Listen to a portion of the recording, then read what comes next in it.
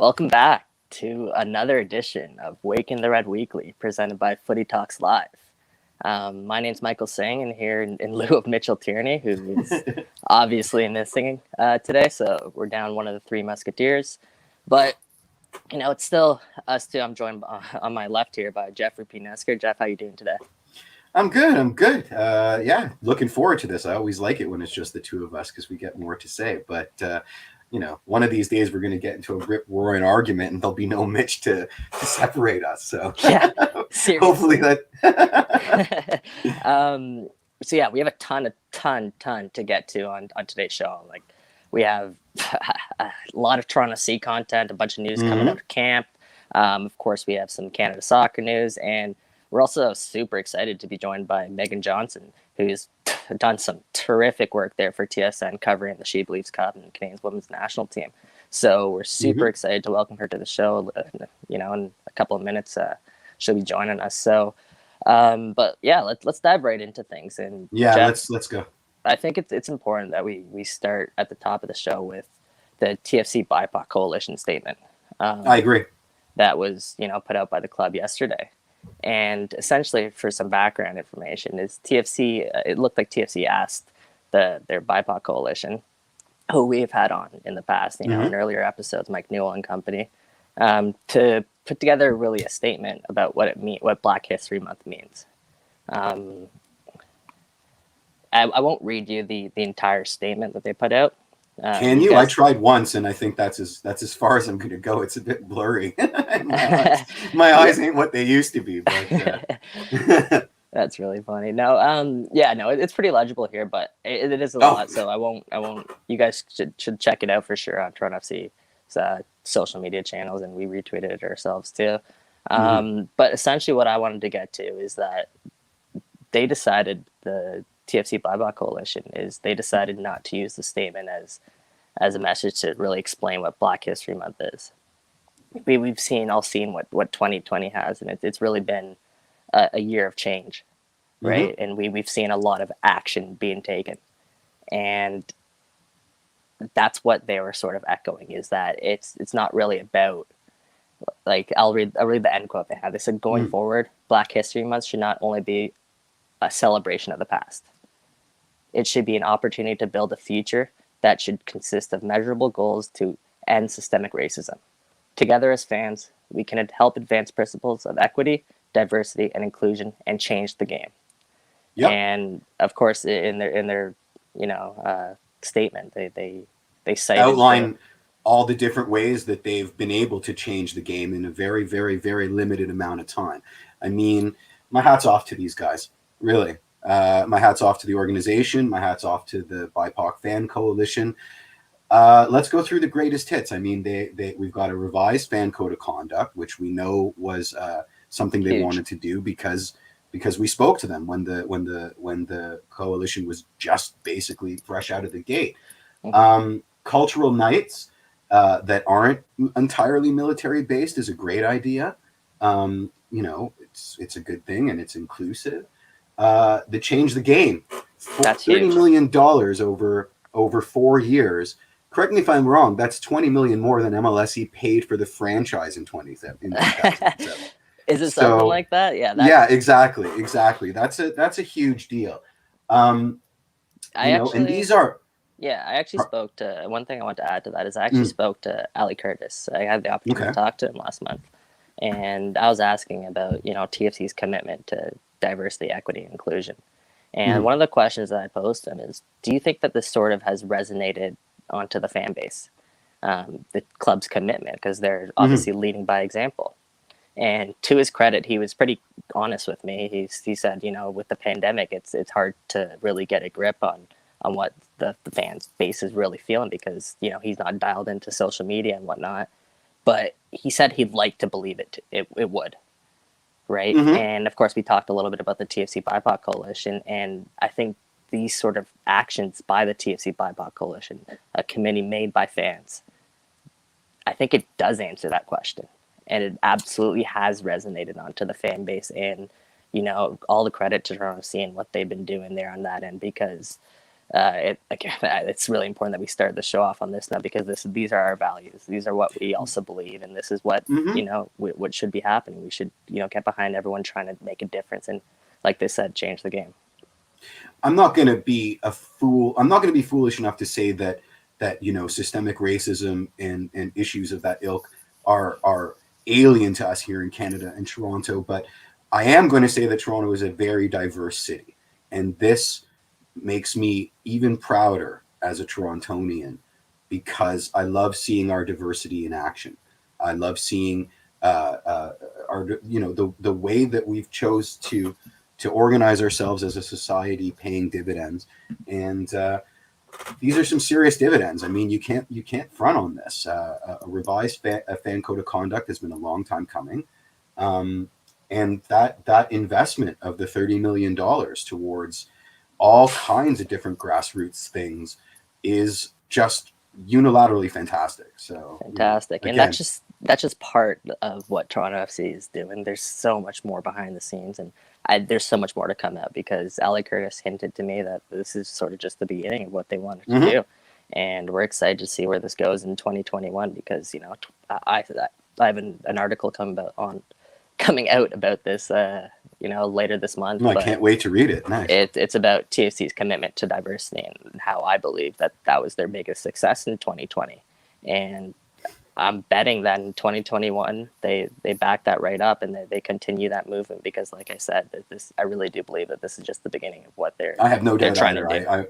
I totally agree with you, and I'm just blown away by what's been achieved so quickly.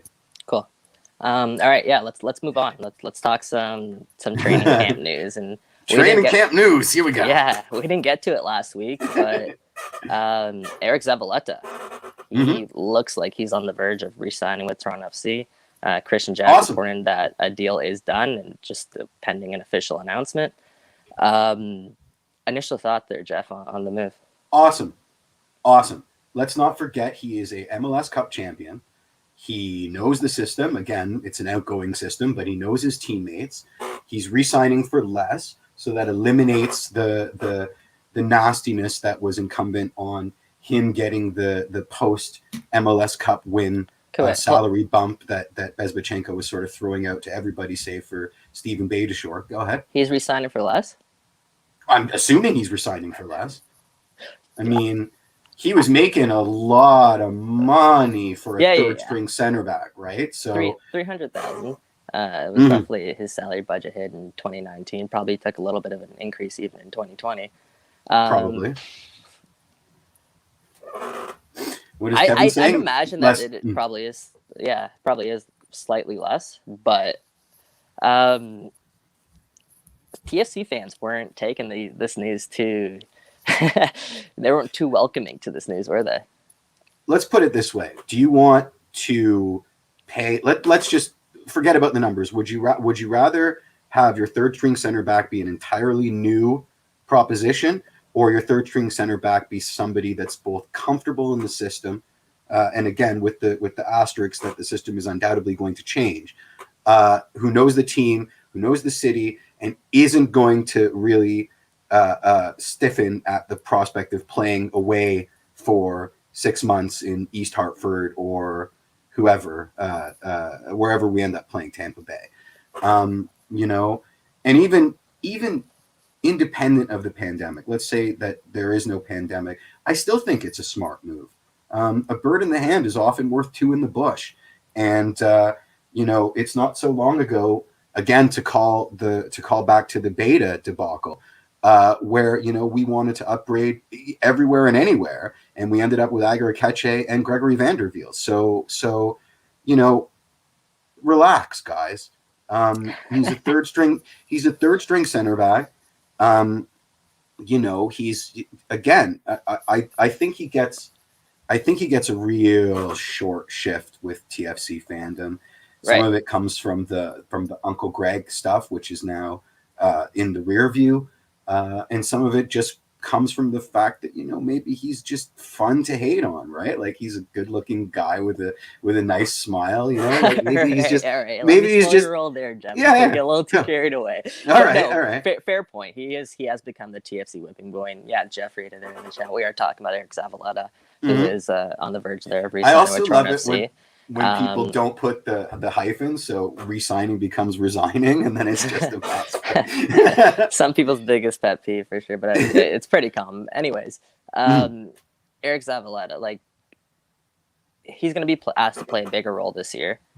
Something we've seen him do in the past. He hasn't been able to sort of fill that role for the past 3 seasons. There are question marks for sure there. I think that it's fair to say that. Can he get back to his 2017 form, which I think saw him start 27 of 29 games and 4 playoff games on route to TFC's best season ever, and arguably the best MLS season in history by any club. So Eric Zavalata played a crucial role in that, and let's not forget he's only 28 years old. So at that price, where are you going to get the amount of experience that Eric Zavalata brings along with what he's already, settled into Toronto? He knows this, like you said, he knows the system, he knows the players, and TFC they're bringing back a consistent roster. I think only 2 players aren't coming back from last season. So, again, question marks. Can he step up and refine that form, because he will be asked to take on a bigger role this year? We'll just have to wait and see, but he did show positive glimpses towards the end of last year when he was paired with like a Chris Mavinga at the back. So perhaps he can do this, but yeah, enough Zav talk. Let's move on. Meaghen's here if we want to bring her on. Absolutely. And then move on to the other stuff at the tail end. Great show. Just because I see her waiting. There we go.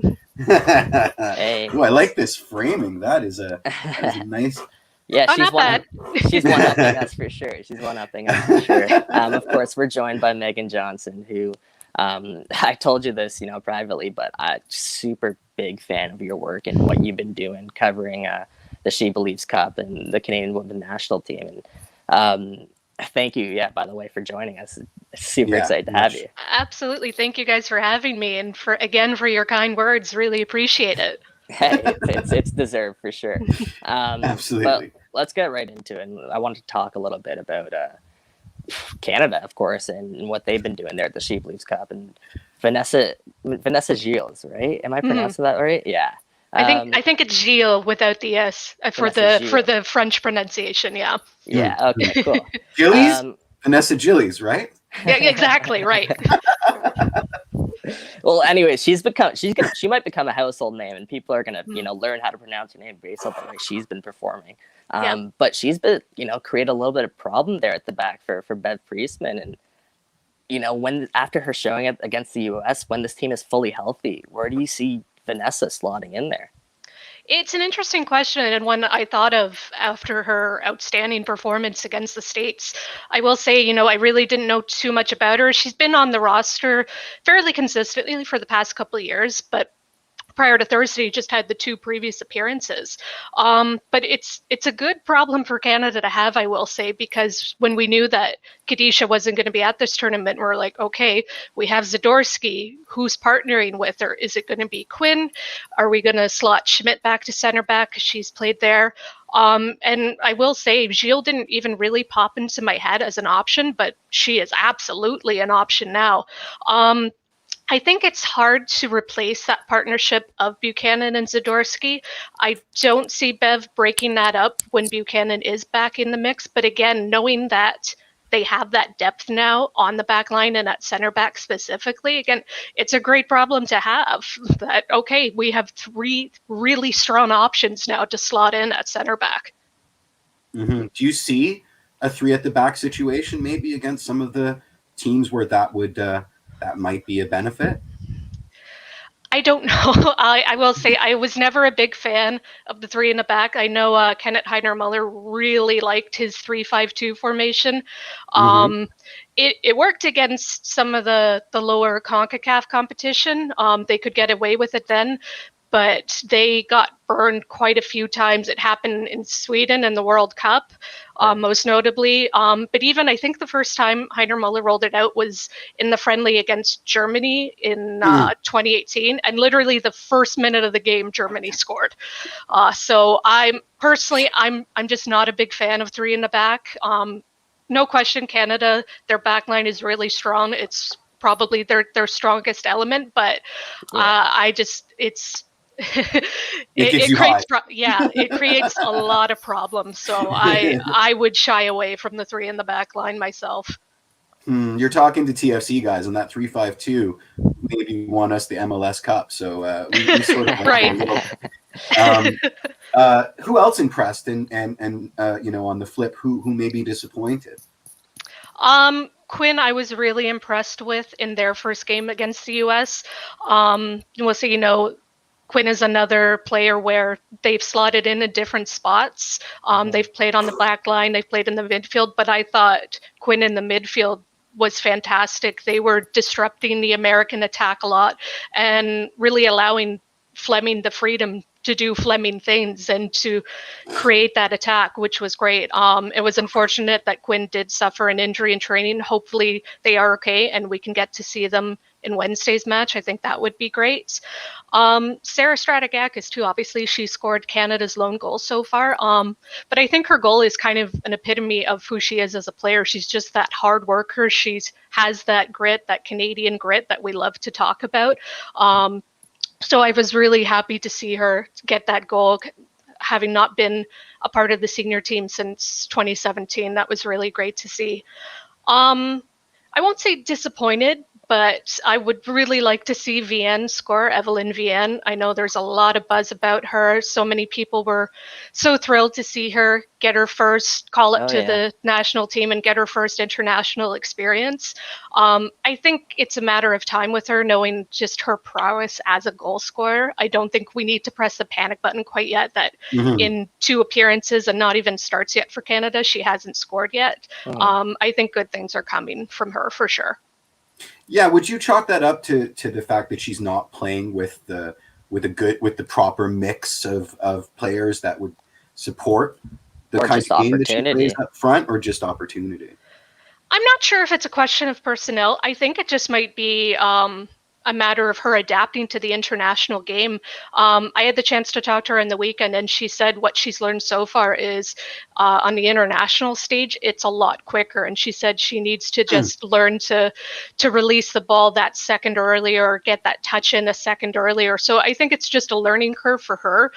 This is a completely new stage for her, and maybe what she's used to doing at the club level with Paris FC, or even before that, not only with Sky Blue, but in her collegiate days, it's just, again, okay, maybe what I was doing doesn't quite work on this stage. So she just needs to figure that out, really.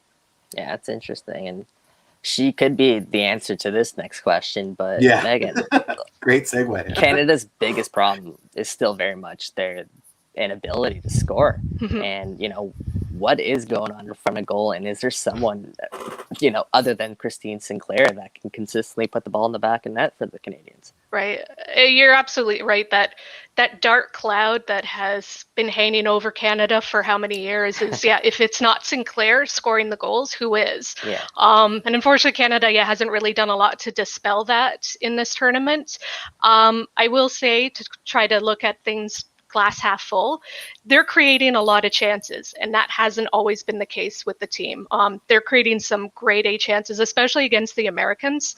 If I were to look back at their previous match prior to Thursday against the Americans, which was in the Olympic qualifying final, they did next to nothing offensively in that game. Heiner Muller had them playing with 5 at the back in that game, which was okay. Kind of stemmed the tide a bit against the Americans, but they weren't creating anything offensively. Like, I could probably count on one hand the amount of times they were in that final third. So to see them at least, really create those opportunities, and you're seeing a lot of good connections and a lot of good breakouts, that's the positive for sure. Obviously, finishing has been an issue. Janine Becky had 2 glorious chances against the Americans. And honestly, we've seen her finish those. She's usually very clinical in front of net. So, and to her credit, she completely owned up to them. And she posted on social media. He said, you know what, those are on me. No excuses. I missed them. I'll do better. Right.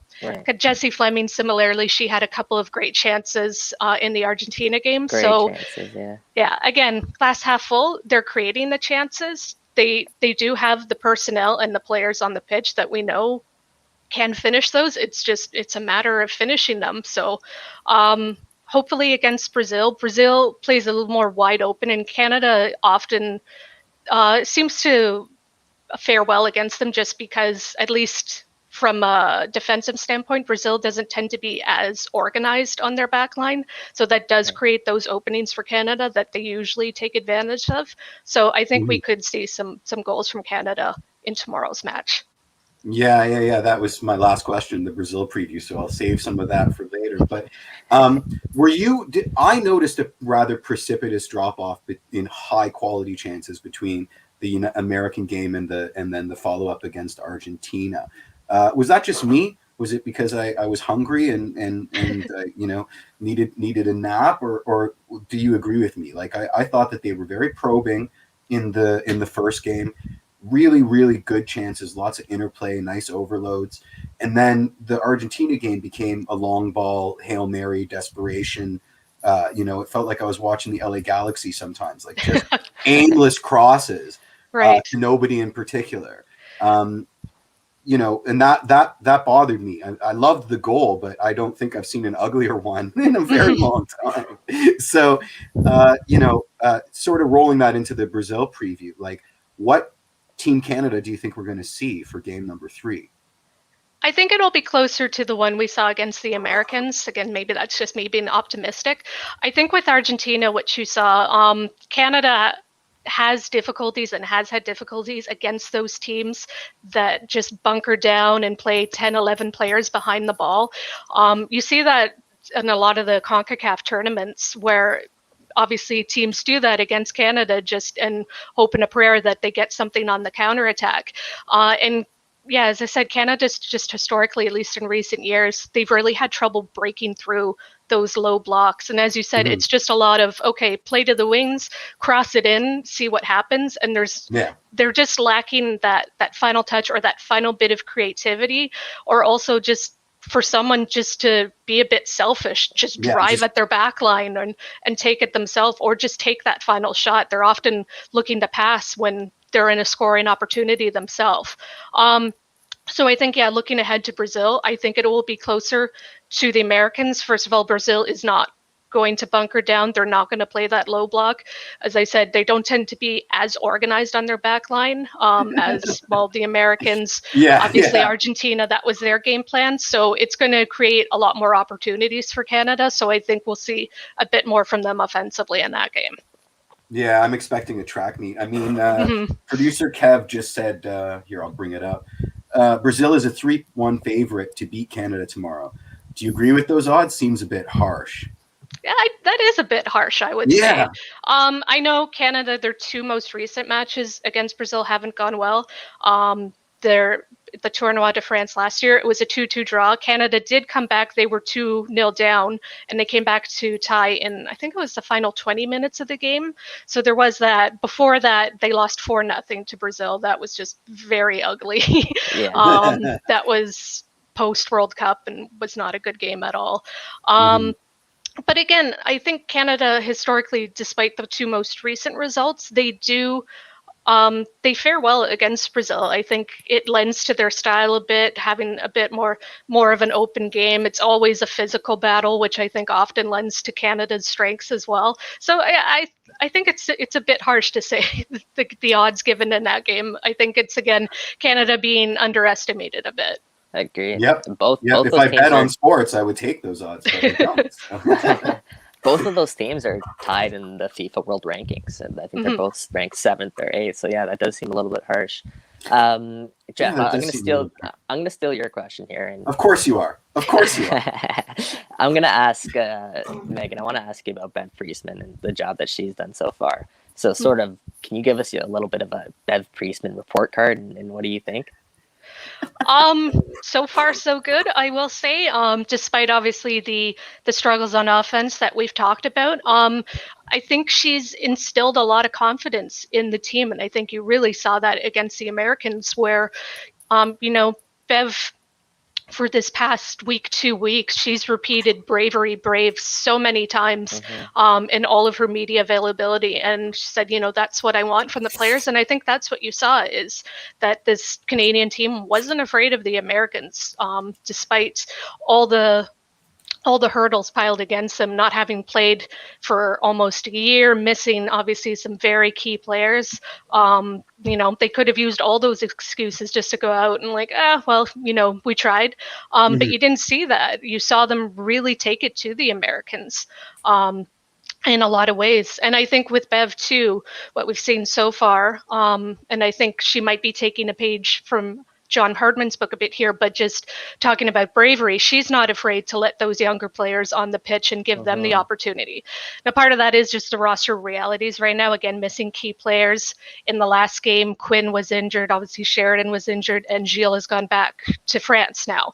So there was, again, just this is what the players available to her, so letting them the opportunity. But I think we will see more of that from Priestman, where she's just going to give it to her, give the chance to her young players, to the teenagers or the uncapped players, and say, okay, go show what you can do. And a lot of them have stepped up. And yesterday they were against Argentina. It was Jade Rose getting the start there at center back, 18-year-old. What did you make of her? Yeah, what did you make of her, start against Argentina there? I really liked her. I thought, again, for talking about an 18-year-old, she looked incredibly poised. Again, Argentina probably didn't have a whole lot to do. Well, she didn't have a whole lot to do. But when she was called into action, or even just her touches on the ball, her passing, just very impressive. Again, we're talking 18 years old, her first cap. I'd definitely be interested to see more from her and what she can bring. It's crazy because Gilles is 24, Buchanan's 25. Do you know how old Zatorsky is? Probably around the same age. She's a bit older. I believe she's 27 or 28. 27, 28. Yeah. But these girls still have years in front of them. But then you think of an 18-year-old trying to break into the squad. It creates a good problem, I guess, to have. And that's going to be competition moving forward. And something we really haven't seen in the past of Canada. I guess in that line of thinking is, are we entering sort of a new era where we're not going to see players come in at 18 and play constantly throughout until like 33? Are we going to see a lot more turnover, do you think? Or do you think we're still going to see some of those household names that are established for decades? I think we are definitely entering a turnover for Canada, or a new era. Whether that happens pre-Olympics or post-Olympics kind of remains to be seen, and what Bev Priestman wants to do with the roster. But I know obviously Sinclair is a big question mark if this is her last major tournament with the Olympics. If anyone were to play into their 40s, it would be Christine Sinclair, but we'll see. That's completely up to her. But I know Steph Labbe had said a few times last year that she's going to go to Tokyo, and then that's it for her. She's retiring. Alicia Chapman had hinted, at least before the 2019 World Cup, that was her last World Cup. So we might be seeing her retire. Interesting. Yeah. She's my favorite. I know. I mean, my wife's name is Alicia, so yeah. Yeah. Chappie is always fun to watch, for sure. Who's the one that tweeted the real heroes of the Argentina game? That was Alicia. Yeah. That's why we love her. Oh, totally. Savage. Yeah. I loved it. Yeah. But you could even see, longtime vets like Desiree Scott or Sophie Schmidt. No, I will say I think Sophie's looked a bit slow in this tournament. It's a bit harsh, but I think about in the game. Agree. Yeah. Okay. We agree. When I think about the game against the Americans, when she subbed into the game and Quinn came out, there was a noticeable difference in that game after that sub. The American attack had a lot more fluidity to it, and one was able to do what they wanted to do. Now that also has to do with the Americans having that crazy yeah. triple sub. Yeah, for sure. Yeah, I mean, look at who they're bringing on. Yeah. You know, like Alex Morgan, Rose Lavelle. My goodness, like. Yeah, exactly. That's just the that team is American depth in a disgusting. nutshell. It's like, oh, you had those 3 players on the bench. Great. Okay. Yeah. Yeah. Yeah, we're so accustomed to seeing Desiree Scott and Sophie Schmidt, you know, in that center of the park. But we were even talking about moving forward. We don't know if that's the best option now for Canada because they have looked a little bit slower, and the game is so much quicker now that players like Jessie Fleming look like absolute superstars with her ability to move around the pitch. Oh yeah. Do you think that central midfielder, that midfield role, there's going to be a lot of competition, isn't there? I guess my question is there's no set, I guess, central pairing right now, is there?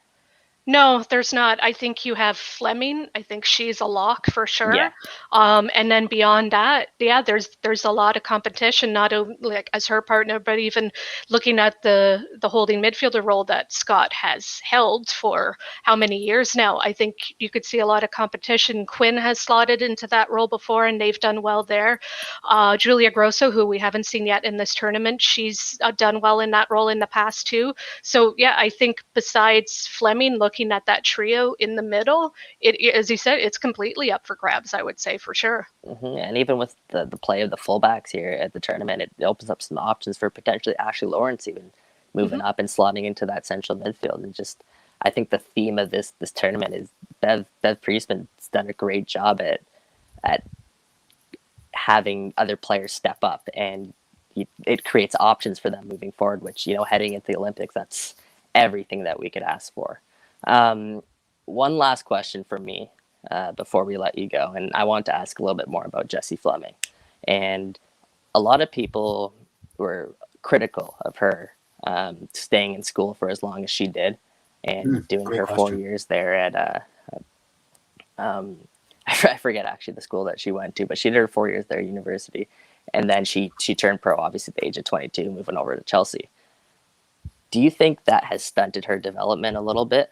Or do you believe that, you know, she's still on track to be this absolute superstar? I don't think it stunted her, no.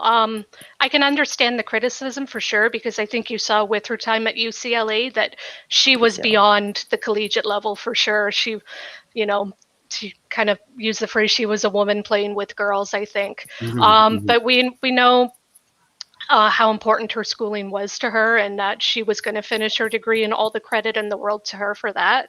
And I think, honestly, seeing her in these 2 games in the tournament, despite the fact that she's not getting a lot of minutes with Chelsea, I think training in that environment has helped her. I think you've seen it in those 2 games, especially again in that game against the Americans. I just think of that one sequence in the middle of the pitch where she was just literally going around all these Americans, and it took Lindsay Horan literally rugby tackling her to stop her.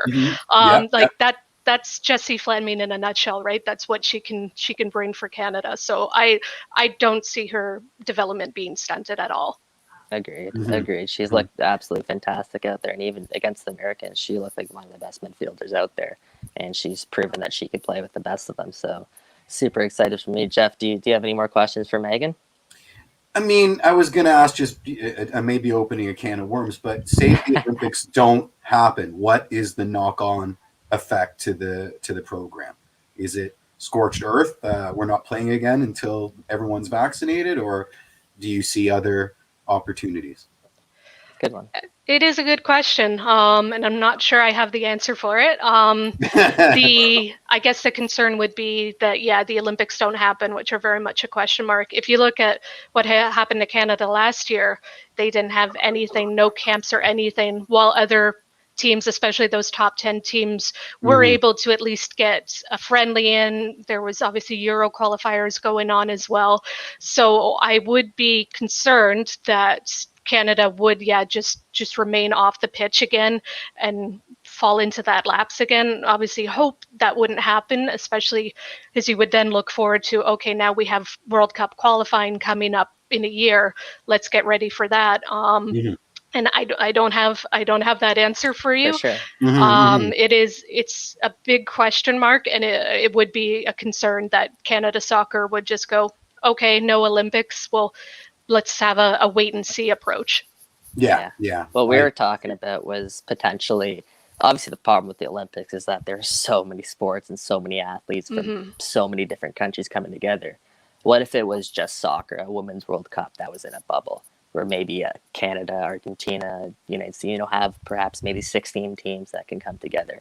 It's obviously still a lot to overcome, but it could be a potential solution if there is no Olympics to have a tournament in its place that's just soccer. Would the Olympic Committee plan it? I don't think so, because it would be maybe it's not Olympics. Maybe it's a a different type of cup. But she believes too. Electric Boogaloo. Yeah, exactly. Yeah, I just think it's so important that these women continue to play, especially at the highest level.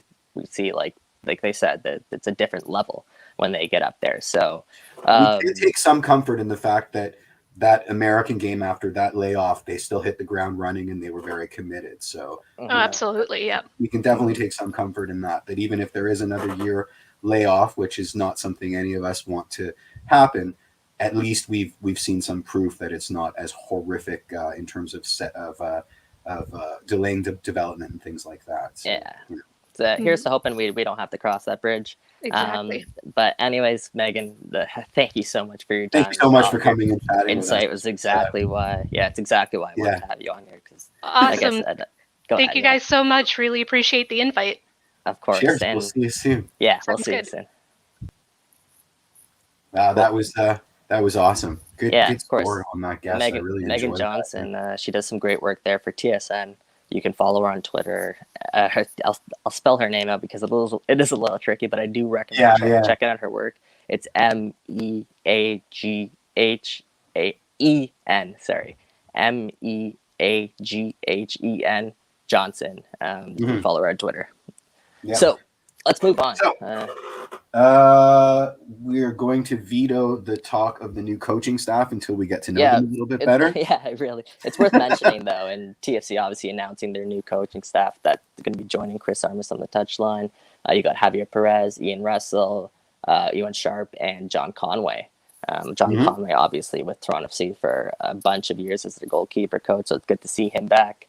We'll see what these assistants do. Obviously, with assistants, we never have a good really measurement of what they really do and what. Well, the general consensus from people that know the names of the players was that these are all great hirings. Cool. So I mean, we'll leave it at that.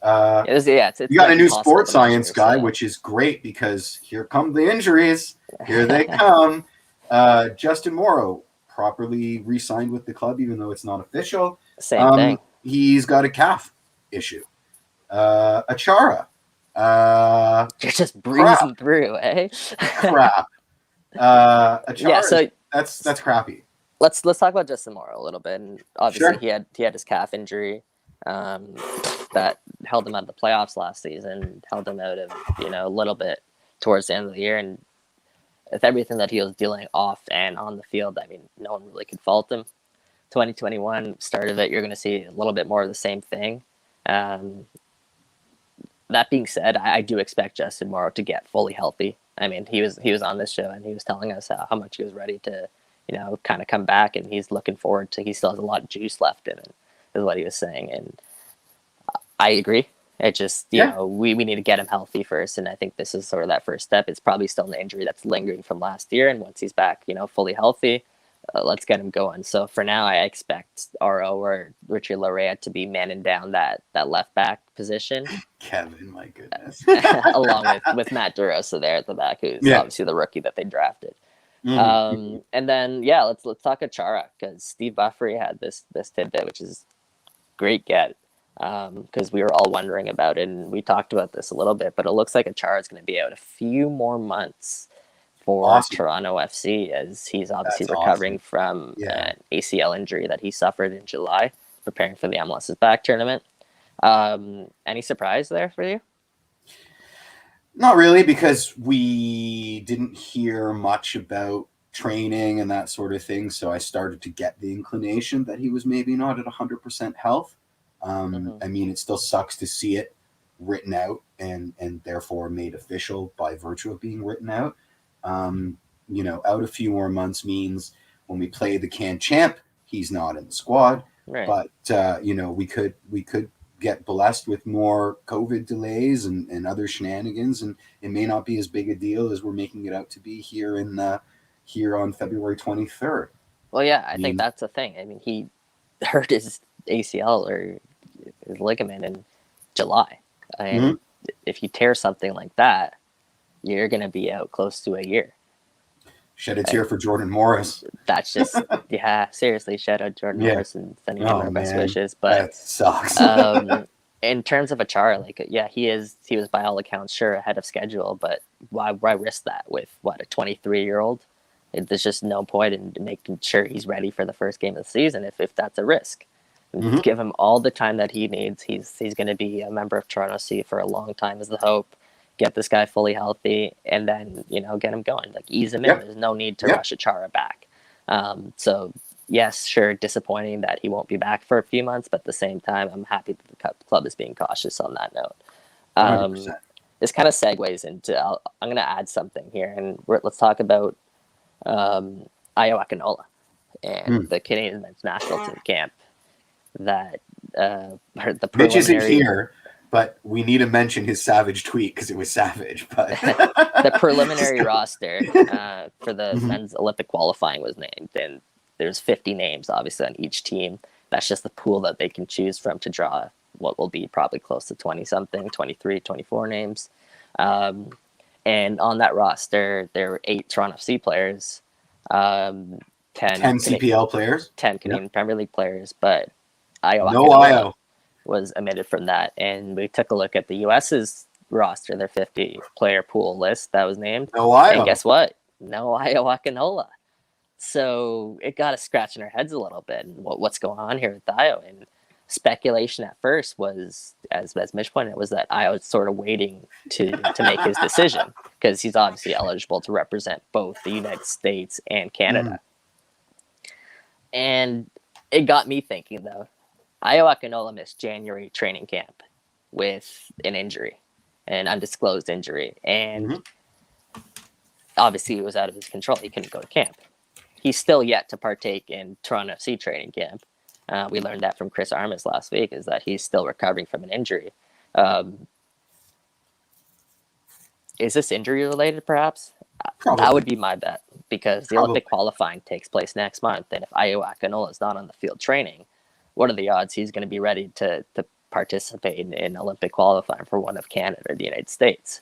Yeah, if it's my guess that there's a little bit more of an injury concern with Ayo Akinola, which is why I brought it up here. It's if Ayo is injured and Achara is injured, you're counting on Patrick Mullins, Patrick Mullins, and Jordan Peruzza there up top to fill that void for the Canadian Championship, which is going to be a big game. And of course, if he isn't ready for April, perhaps even the start of the season, and April 6th, 7th is CONCACAF Champions League as well.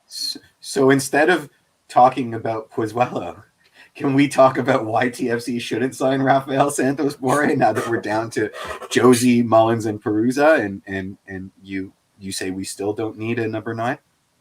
Yeah, you want me to get into that one? Well, I mean, okay, what did Pozuelo say about Chris Armas? That he's great, and that if he was a coach tomorrow, he would be a disciple of the Chris Armas school of medium pressing. Do you think I've covered all the bases? So hold on, hold on. But what I want to add on that note of the Pozuelo note of what he said about Chris Armas is, do you remember what Poz said at the end of last season? I'm tired. No, he said, if I was a coach, I would play my young guys a lot more. We have Liam, we have Jaden, we have Ayo, we have a bunch of these young up-and-comers. And if I were a coach, I'd be playing, that was his exact quote, I'd be playing these kids more. And I wonder if that's a hint towards what we're going to see. Of course, absolutely. It's probably more likely. It's probably more likely he's talking about the energy and intensity and the level that Chris is. He was making subtle digs, man. A little bit better. Yeah. Oh yeah. Free the young guns, me too. baby. Free the young guns.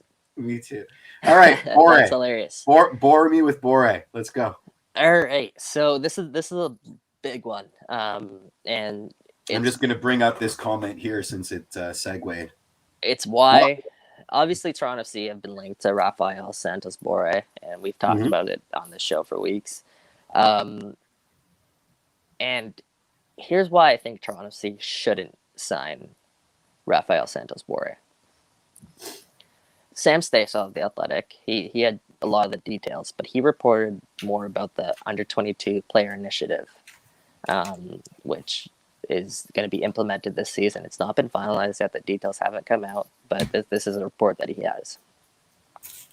And on the details of the U22 player initiative, it says that clubs are able to buy either one or name one or three players under that initiative, which essentially it gives them a lower cap hit than what they're actually spending on the player.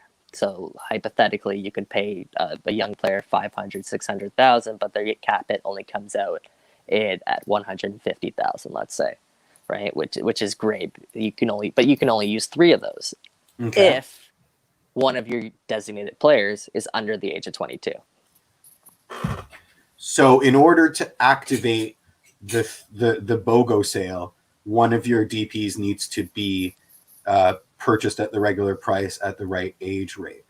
One of your DPs needs to be under the age of 22. So right now, Toronto FC obviously don't have that. They have Alejandro Pozuelo, who's 30 years old, and Josie Altidore is about the same. So if TFC go ahead and they purchase Santos Borre, that at 25 flexibility from them, because now they can only use one of those under 22 designated player spots. And the way that Sam Stejskal worded it is this initiative could be as game changing one day as the designated player, the Beckham rule, and as the allocation money. The TAM GAM, thank you, ma'am. So if TFC, they're a club who can spend, if they want to maximize this rule, then they would buy a third designated player who's under the age of 22 years old. It's a smart play on paper. The thing that I'm laughing about right now is that 2 years ago, hey, TFC's pursuing a 25-year-old forward DP. We'd all be doing backflips. I mean, Seba was 28 when he came in, but now that's not good enough. It's like, no. We need to get him at the zygote stage, because then we unlock, this and this and this. So, yeah, I mean, obviously the machinations of it and what it means in terms of a roster spend, and bearing in mind the state of our academy, and that, if we want to say pay Achara and Io over and above, we got to have a DP in the mix that allows for that, which is smart. But it's a lot of hoops to jump through, Mike. And at the very beginning of the obstacle course is, who is this magical 21-year-old a DP worthy player? You know what I mean? And do we get to choose? I mean, is it going to be a number 9 or is it a center back, right? Like, and if it is a center back, are we so in love with the idea of gaming the system, Bezbachenko style, that we're willing to sign a 21-year-old center back designated player and absorb the ire and the laughs of all the other clubs? And the cost, right? If Rafael Santos Borre, he's gonna, let's say he's a type of player that would regularly command an 8-figure transfer fee. Easy.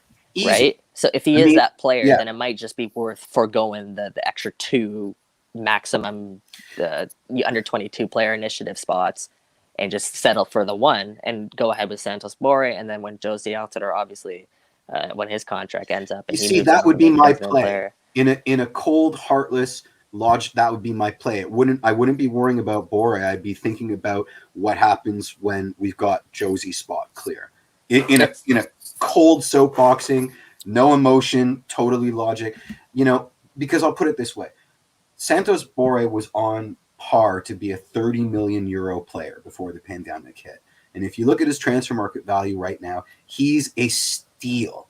So yeah, that's the cost reward kind of thing. And that may be enough to turn heads right now. I mean, the fact that you can get a guy who's 3 years younger than Seba was when he came and lit the league on fire, in a number 9 position for so much less than what he would have been worth in the normal times. For sure. That might trump all. I don't know. I mean, listen, the latest stuff out of Argentina is that he's re-signing with River. So this might be a completely useless conversation anyway. But it is. But I did want to highlight this because this could be what the delay is with what Sure. TFC's decision to get a new designated player. Do they go younger, Absolutely, or do they get someone in their prime right now? And absolutely.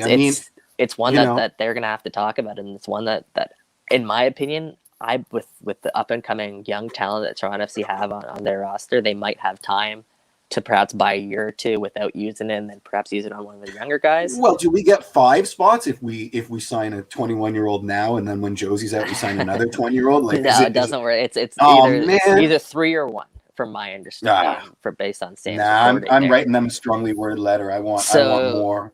if that's like your barriers there, it's an interesting debate, at least, because you could see it going either way. Because if TFC want to maximize their spending, the way to do that is getting these young designated players, absolutely, right? Without question, Or without young question. U22 initiative players. And It's a very maximizing interesting that, point. so. Very interesting point. And I mean, how does this affect Erickson Gallardo? Well, it does. It really does, and his Mhm. leash is becoming shorter and shorter. And we saw again Steve Buffrey with getting a quote from Ali Curtis about Erickson Gallardo, and Ali Curtis was saying that he's going to explore all options essentially, Mhm. and that means a potential loan move, and that also means perhaps giving him an opportunity under a new head coach in Chris Armas. And Yeah, I think we got to give him the benefit of the doubt. I mean, I love to rag on him. He's my Zavalata, but let's give him the benefit of the doubt. See what happens. New season, new coach, new support staff, possibly a new system. With Achara out indefinitely, once again, EG's been given an opportunity. Seriously, he wears that number 9. He wears that number 9 shirt. So perhaps EG is a dark horse to emerge as someone who could, make a difference perhaps early on. Mm-hmm. Absolutely. And if you want to keep it civil, let's move on to the next. Great tidbit from Chris Armas's media availability last week, and honestly, perhaps one of the most surprising tidbits is Toronto FC and Montreal might be having a preseason friendly before the Canadian Championship. According to Armas, Montreal's been more than helpful and more than willing to help TFC prepare for that Canadian Championship final. Perhaps it's a little bit of scratch my back, I'll scratch yours later on down the road. But that was surprising to see from our Toronto FC's biggest rivals being so grateful. I mean, perhaps it's or generous. Perhaps it's the ramification of what 2020's brought, and everyone just has to be nice to each other now. Or they're going to lock us in the Stade Olympia, and then we won't be able to play for it. They'll be like, we don't know where TFC went. Here's Sammy Piet and the B Squad. Yeah. I mean, maybe they're courting Toronto fans because most of the previous Impact fans want nothing to do with the club now post rebrand. So. I want to talk about that a little bit too. What did you think? What did you think about that club to foot rebrand, man? Oh, I hate it so much. I feel bad. I feel terrible for them. I feel terrible for the fans. I really, really do. Like, to get that in the mail, to get that piece of coal in your stocking, that hurts. It hurts, and the kit's horrific. I mean, I know some people like it. I'm just happy that we're not getting that new refined new BMO logo. Oh, it's so terrible. You can tell we're not a Montreal Impact. We're club to foot Montreal show, guys. I love our rivalry. I love it. So the much. Is great. And I love sports hate because it's not real. It's just TFC ripping out Montreal fans. I love Montreal. Montreal's a hell of a city, man. Montreal's a great place to go for a great weekend. Food. Great food, great culture. I mean, it's so wonderful to have a city, to have a province like that in our own backyard. Terrible soccer team. That's the only thing. And they don't seem to give much of a crap about appeasing their fans. It's a standard problem. Enough words. It's always chasing the unicorn of new fans, right? Like we don't care about what we've got because we're looking over the horizon and we see and again, we're just parroting what other people have said, and this is now an older argument. But it's nice to see the fans take a stand. If TFC had done that to us, I think we would be just as inflamed. It's nice. It's they nice wouldn't do that to us. Come on. Well, I mean, you could have asked an Impact fan, and they might have said the same thing. But more power to them. I think the eventuality is, Club de Foot is here to stay. It's nice to see people not afraid to be pissed off and not afraid to hold the feet of their club up against the fire. I think it was boneheaded. Yeah. On that note, thank you very much again to Montreal for offering to help us out. Yes. On that friendly. Really appreciate that. But your rebrands. And please keep Thierry Henry long enough until I can actually see him at a game coaching you, because do you mind? Why is Seba and Greg Vanny and Seba going to Los Angeles Galaxy? Why is Greg Vanny trolling us? Why is he doing that? I know. Why is he trolling us? We've seen it so many times. He's so smart with his words. I think, like he said, he talked in circles for about a minute and didn't really confirm or deny anything. It's not happening. It's not even the fact that it's the LA Galaxy and that the rules keep getting remade for them. It's not happening. The amount of money they would have to outlay. Now I'm starting to feel like I'm you guys when I said Greg. That's what I'm saying, Jeff. Be careful. Don't walk down that road. But I don't want to talk about that anymore because it sucks, and it's sucky and yeah. Well, one thing I will say is it's very unlikely that it does happen because LA Galaxy currently have 2 of their designated player spots taken. The other one is likely going to go to Christian Pavon whenever they can get that situation settled. So if Seba goes to LA Galaxy on TAM after leaving us because we weren't willing to pay, I will riot. All right, that's what I mean. I will riot. I don't even want to entertain that because I doubt it's even a thing. But anyways, Jeff, we've ranted on for about an hour here. Yeah, we should probably wrap it up. This is what we need Mitch for. Probably do that. Right? Something like that. Raise a toast to Jordan Morris. Seriously. Super duper sad. Would you say that's the end of his European adventure? I hope not. Me too. I hope not. I mean, he is only 25 years old, but he's busted both ACLs now. Yeah, seriously. But the good thing is, like his last ACL, he came back from super strong, and he came back arguably a better player. He's shown he's capable of bouncing back. It breaks my heart to see that happen to him. Obviously, again, we send our condolences and wish him the best there in his speedy recovery. And just a massive week for the Canadian Women National. Yeah, we're not going to touch the Can PL stuff this week, or we'll be on here for another 45 minutes. But that was a smart choice. Who's going to be Mitch? You want to be Mitch for the? Just sign us off, Jeff. Yeah. Sure, I'll step up. Anyways, so thank you everyone for joining us here today. Appreciate you guys taking the time bearing us with us without our third musketeer. Shout out to our producers Sophia, Kevin, and Edwin for the words that he's writing, and I want to give a special shout out there to Edwin because he's been doing some great work at Waking the Red from these shows and turning some great articles around from these shows. We almost at 100 for his second one. 100 comments on the thread. I think we are something like that. And I think he's going to break. I think he's going to break the Century Club on his second hit out of the gate. So way to go, Ed. Great show. And yes, thank you again to Meaghen Johnson for joining us, and she was absolutely fantastic. There's a big Canadians Women's National Team match tomorrow. They're taking on Brazil. Make sure you tune in to that one. Alphonso Davies plays some Champions League later today, so make sure eyes on the screen for that one. But Arsenal play. Yeah. Okay. Anyways, on that. I'm Michael Singh. This is Jeffrey on behalf of Jeffrey P. Nesker. Have a great week, everyone. Thanks for joining us. Cheers.